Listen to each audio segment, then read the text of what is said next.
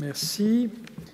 Madame Rabault pour le 2390. Oui. Alors, merci Monsieur le Président. Mais cet amendement, effectivement, comme l'ensemble de mes collègues, me tient à cœur.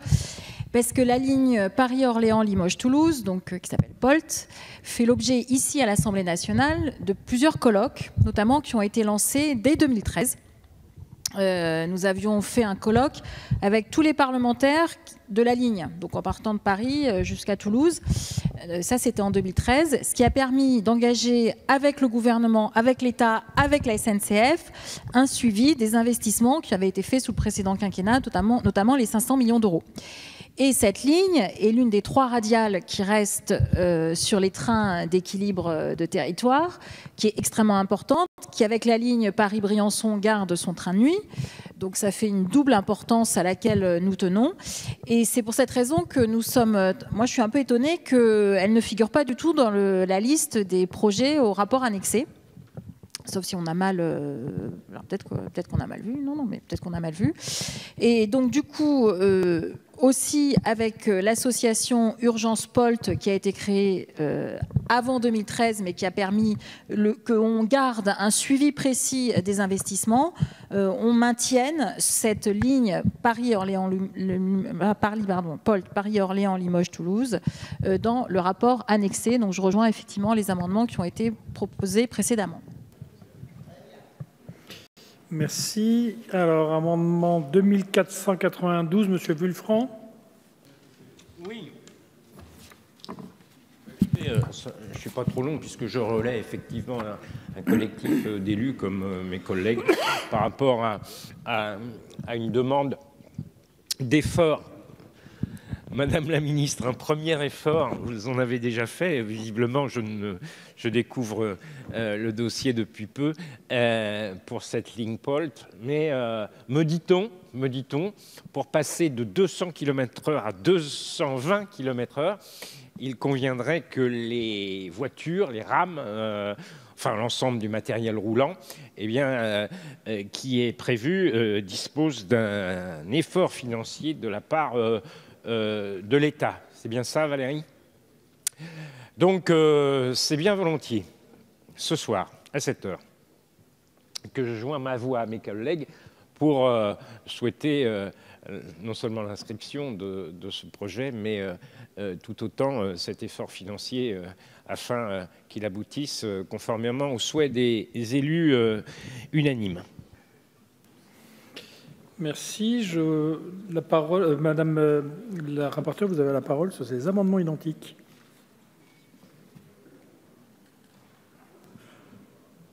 Donc, comme nous l'avons déjà évoqué, hein, tout projet d'infrastructure, nous n'avons pas la volonté, je crois que vous le savez, vous le partagez, d'inscrire les différents projets dans ce corps du texte.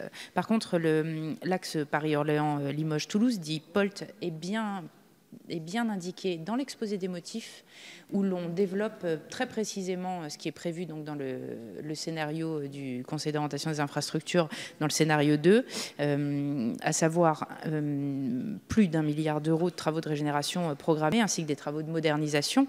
La commande par l'État dans ce quinquennat de 16 nouvelles rames afin de remplacer progressivement la totalité du matériel roulant. Il y a donc des engagements forts et je crois que c'était l'objet de votre amendement que je considérerais comme un amendement d'appel. Je vous demanderai donc de le retirer, sinon défavorable. Merci, Madame la Ministre. Merci, Monsieur le Président. Alors, comme l'a évoqué Madame la rapporteure, on n'a pas fait le choix de lister les projets dans le corps du texte. Mais pour autant, c'est une ligne qui est très importante et qui est un peu l'illustration de ce qu'on ne veut plus voir. Comme ce qu'on peut voir également sur Paris-Clermont, ou encore la dégradation des temps de parcours sur les lignes normandes. Et c'est pour ça que moi j'ai fait le choix de mettre l'axe Paris-Orléans-Limoges-Toulouse dans l'exposé des motifs, au même titre que les lignes à grande vitesse. Je pense que c'est vraiment ce avec quoi on veut rompre. Un grand projet, ça n'est pas nécessairement une ligne à grande vitesse. Donc c'est pour ça que la ligne POLT, tout comme la ligne Paris-Clermont, figure au même titre que les lignes à grande vitesse dans l'exposé des motifs Et moi, je voudrais vous confirmer notre engagement à revenir à un temps de parcours de 2h50 pour Limoges. Ce n'est pas acceptable qu'on ait à la fois des lignes à grande vitesse pour certains territoires et d'autres territoires qui voient les temps de parcours se dégrader. Donc ça passe par un investissement d'1,6 milliard d'euros sur la ligne. Ça passe aussi par le renouvellement complet des trains, donc des rames, qui desservent cette ligne.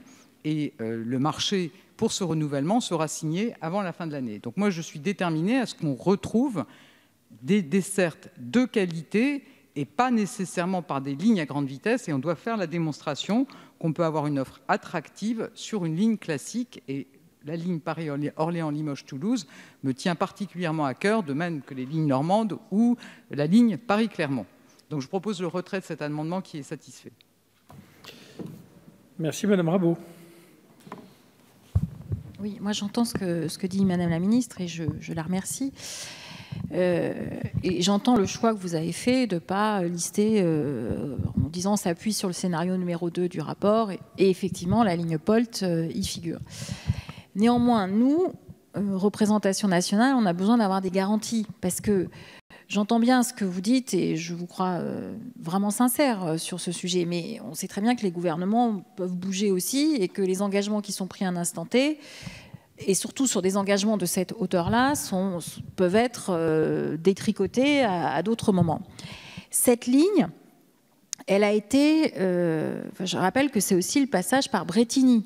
Et on se souvient du 14 juillet ou du 13 juillet 2013, si ma mémoire est bonne, d'un accident extrêmement mortel qui s'est produit sur cette ligne. Donc il y a besoin d'investissements. 500 millions ont déjà été engagés. Vous avez annoncé aujourd'hui 1,6 milliard. Nous, on a besoin de pouvoir avoir un instrument qui nous permette de faire le suivi, de vérifier que les engagements que vous prenez ici... Pardon ? Que les engagements que vous prenez ici puissent être vérifiés par nous et suivis. Et que ce ne soit pas... moi, j'entends bien que vous dites on a retenu le scénario numéro 2, ça, on l'a très bien compris. Mais on veut pouvoir avoir un moyen de suivi et de garantie que ces 1,6 milliard seront bien engagés dans les temps voulus et qu'on pourra avoir la rénovation de cette ligne. Madame la Ministre. Madame la députée, je vous renvoie à l'article qui dit que tous les ans, le gouvernement présentera un point sur la mise en œuvre de la programmation, un rapport. Madame la présidente de la Commission du développement durable a confirmé que ça donnerait lieu à un débat dans la Commission. Et moi, je comprends parfaitement l'attention de tous les parlementaires qui souhaitent qu'on puisse rendre compte régulièrement de la bonne mise en œuvre de cette programmation. Mais je pense que c'est également à ce titre satisfait. Merci. Je vais mettre aux voix ces amendements identiques avec un avis défavorable de la Commission et défavorable du Gouvernement. Qui est pour ? Qui est contre ? Ils sont rejetés.